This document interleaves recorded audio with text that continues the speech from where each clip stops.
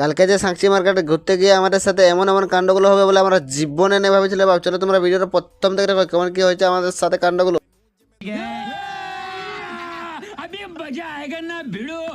Hello কুটুমরা, Radhe Radhe, কেমন আছো তোমরা সবাই? আশা করি তোমরা সবাই অনেক অনেক ভালো আছো। তো আমি আর আমার বন্ধু দুজন আমরা মিলে আজকে যাচ্ছি সাংচি মার্কেট। আর কুটুমরা আমাদের ভাগ্যটা যে অত ভালো হবে বলে আমি জীবনে নেই ভাবছিলাম। বাবা আমাদের তুরন্ত অটো মিলে গেছে আর আমরা দুজন এখন পুরো খালি অর্ডারে বসে আমরা যাচ্ছি সাংচি মার্কেট ঘোরার জন্য। চলো ভিডিও তোমরা দেখতে থাকো। তো সবার প্রথমে আমি কালীমাতাকে একটু প্রণাম জানাই, সেটা যাচ্ছি আমরা সাংচির দিকে। আর তোমাদের সবার থেকে আমি একটু ক্ষমা চাইছি, কেননা ভিডিওটা একটু ছাড়তে লেট হয়ে গেছে আমার। তো ভিডিওটা ছাড়তে লেট হয়ে গেছে কি হয়েছে, কিন্তু ভিডিও বানাইছি মানে ছাড়বই তো। আর কুটুমরা গল্প করতে করতে আমরা পৌঁছে গেলি এখন মানগাঁও পুল, আর ওখান থেকে সাংচি এখন বেশি দূর নাই।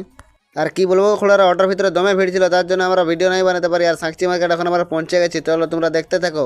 আর আমরা দুজন এখন ভালাভালি করে চারদিকে আমরা যাচ্ছি ধড়ধড়াই করে একদম সাংচি মার্কেটের ভিতর দিকে, কেননা আমরা জলদি করে যাবো আর কাপড় কিনে ধড়ধড়াই করে বাড়ি চলে আসবো। আমরা দুজন গল্প করে করে যাচ্ছি যে সাংচি সঞ্জয় মার্কেট থেকে কাপড় নিবো, কিন্তু যে জিজ্ঞাসা করবে ভিটুর থেকে বলবো, ঠিক আছে না? अच्छा। গল্প করতে করতে আমরা পৌঁছে গেলি সঞ্জয় মার্কেট কাপড়ের জন্য। আর কাপড় এখানে দেখছো না, সেই লেভেলের কাপড় আছে একদম, যে আসবে মন ভরে যাবে কাপড় দেখলে। সুন্দর সুন্দর কালেকশন থাকে এখানে সব দিন। তারপর অনেক বাছাবাছির পরে দুটা প্যান্ট পছন্দ আসলো, দুটা প্যান্ট নিয়ে চলে আসলাম আমার বাইরের দিকে। তারপরে দুজন আমরা বার হয়ে সিধা চলে আসলি নাস্তা করার জন্য, কেননা ভোকে পেটটা চুঁচু করছে, অনেক ঘোরাঘুরি হয়ে গেছে। যখন সকাল 11টা বাজছে সে পুরো গপ গপ মারি দিলাম আমার দোস্ত ইডলি, আর আমি দাঁড়িয়েছি ধসার জন্য। আর একবার চলে এসেছিল এদিকে সঞ্জয় মার্কেটের দিকে, কিন্তু এখানে দেখছি এখানে আমাদের কোনো রকমের কাপড় নেই, এদিকে শুধু লেডিসের কাপড় রে বাপ।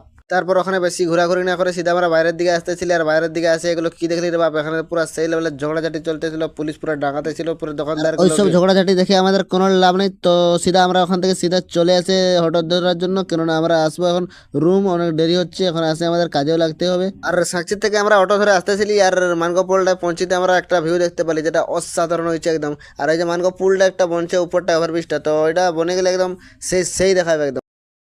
वाह क्या सीन है। আমরা এখন যাচ্ছি আমি অটোরে ঝুলে করে রুম। আর তোমাদের যদি ভিডিও ভালো লাগে থাকে একটু লাইক শেয়ার কমেন্ট ঝাড়ে করে করবে। আর টাটা বাই বাই, আর সেই লেভেলের চেংড়া ফাটা ভিডিও আসবে।